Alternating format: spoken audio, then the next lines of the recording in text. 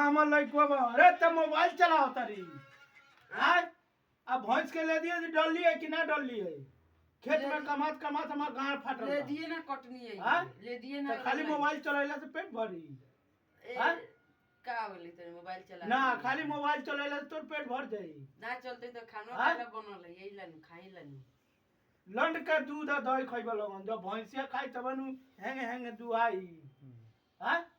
ई बात तो सही बात है तोरा चिंता बा कि ना चिंता बा मर्द मोबाइल में तो नहीं लागे नहीं कोन तो इंस्टाग्राम पर रील बना लियो जा बेच दी भाई काला बेच देबो हां काला बेच देबो तो तोन के ना लेदी कटबसो ना घास कटबसो ना खियबस आ बुढ़िया रे आ बुढ़िया बेल भी घास के अभी ले कोई लगे बारी सन तो तोरा ना जाके देखला हम कहां जाई साइकिल बा साइकिल के सब जना का मार के दे मूंछ कर दे मेरे हूं फरियाइए ले फरिया लेबे तो ना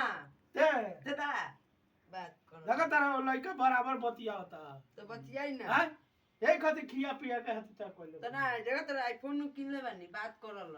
यही ला बाप का घर फटता तारा आईफोन चाहिए तो दा हां करल कट करो